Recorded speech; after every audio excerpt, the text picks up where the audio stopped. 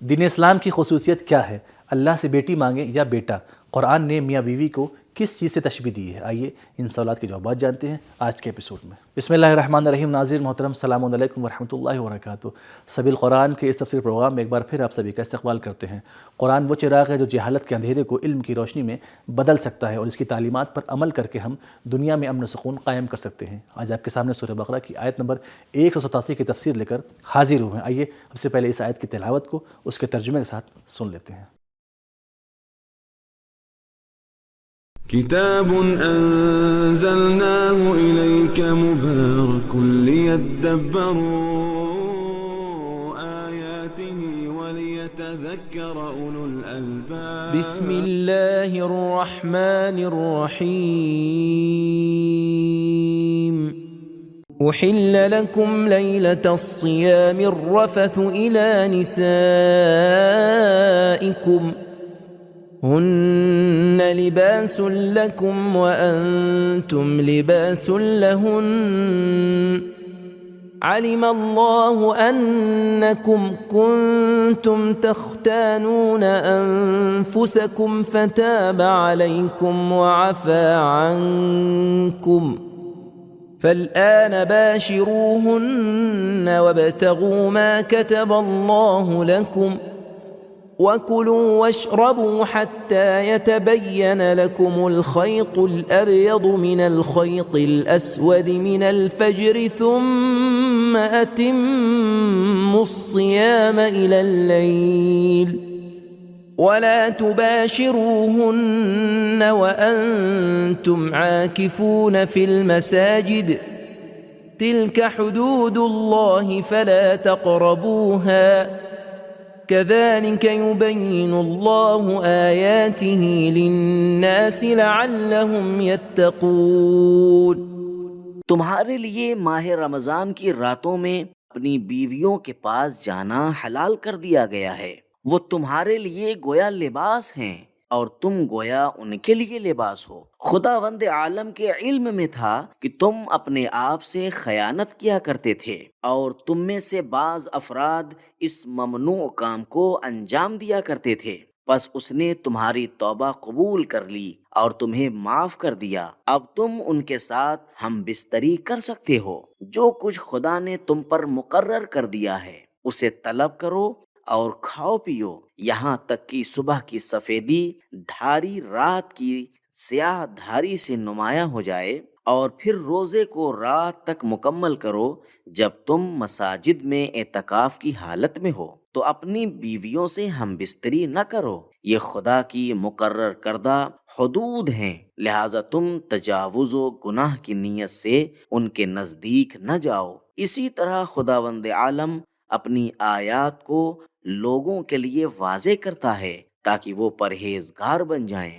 اس آیت میں خداوند الرحمن الرحیم نے اپنے بندوں کے لیے، اپنے چاہنے والوں کے لیے کچھ اہم نکات رکھے ہیں۔ آئیے سن لیتے ہیں ان نکات کو بھی۔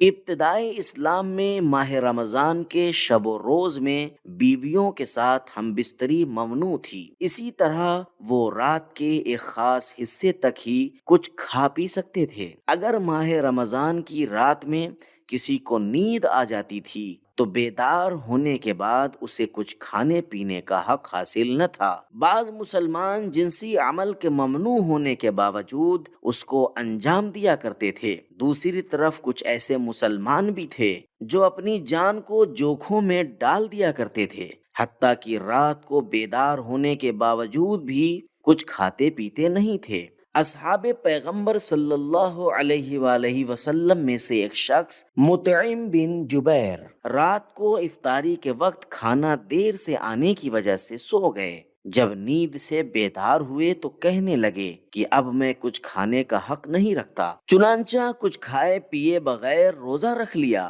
دن میں جنگ احزاب کے سلسلے میں خندق کھودنے کی غرض سے مدینے کی طرف چل دیے۔ کھدائی کے دوران شدید کمزوری کی وجہ سے ان کی طبیعت خراب ہو گئی اور بے ہوش ہو کر گر پڑے۔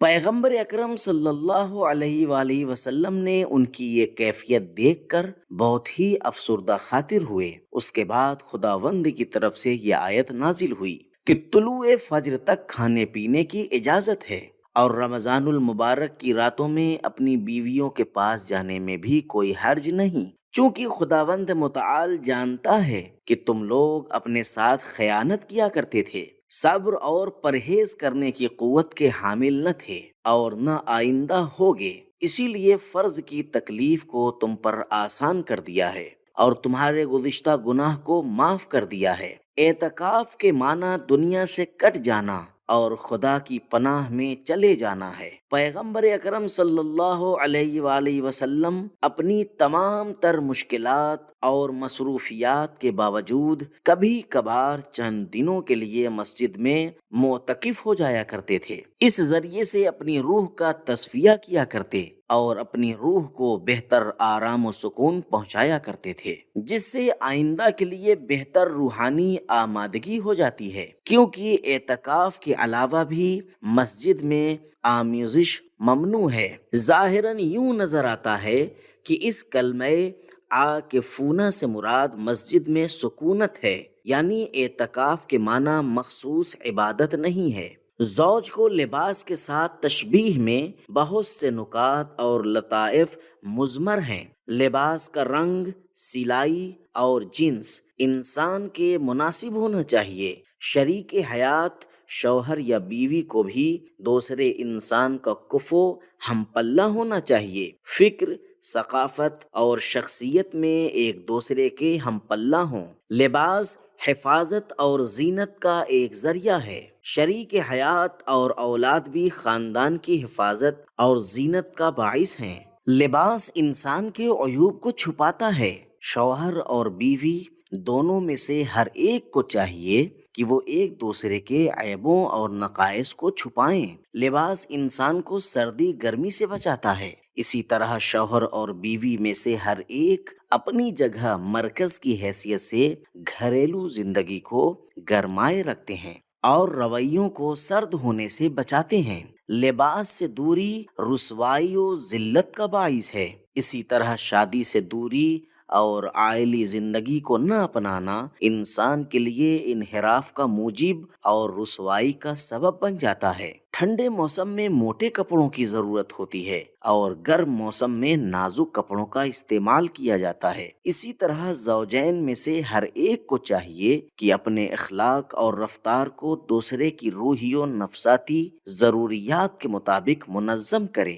اگر کسی وقت مرد کو غصہ آ جائے تو عورت اس سے اچھے انداز میں پیش آئے، اور اگر کبھی عورت تھکی ماندی ہو تو مرد کو اس کی طبیعت کا احساس ہونا چاہیے۔ انسان کو چاہیے کہ اپنے لباس کو آلودگی اور گندگی سے بچائے۔ اسی طرح زوجین میں سے ہر ایک کو چاہیے کہ وہ دوسرے کو گناہ کی آلودگی اور گندگی میں گرنے سے پہلے بچانے کی کوشش کرے۔ بہترین تلاوت، ترجمہ اور اس کے نکات کو جان لینے کے بعد آئیے اس آیت کے اہم پیغامات کو بھی جان لیتے ہیں۔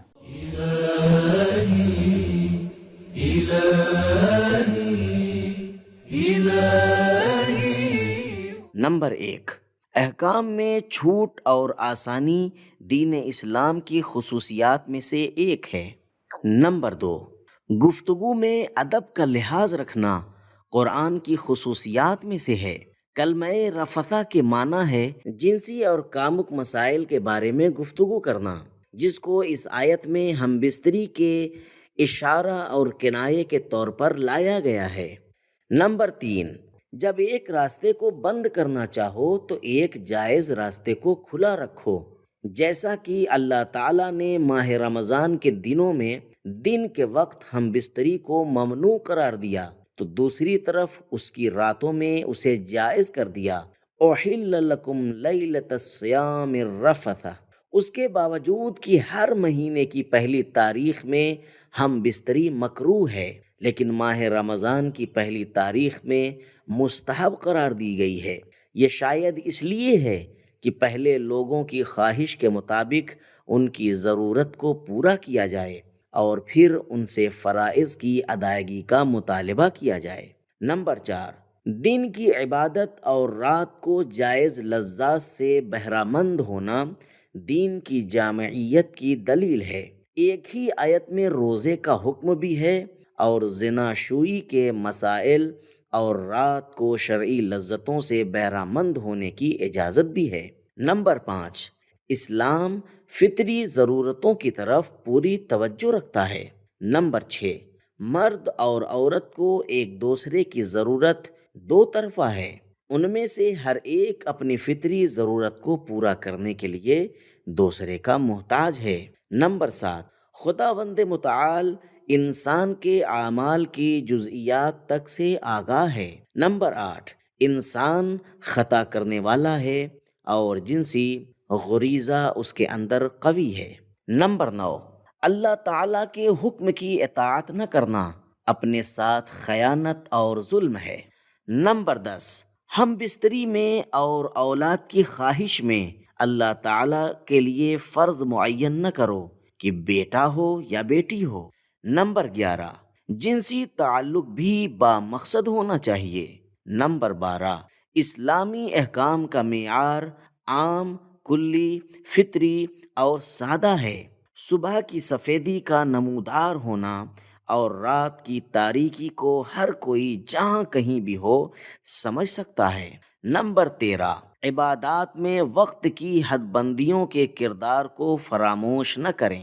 نمبر 14، اعتکاف مسجد میں سکونت اختیار کرنا ہے، جو کہ روزہ رکھنے کی شرط کے ساتھ ہے۔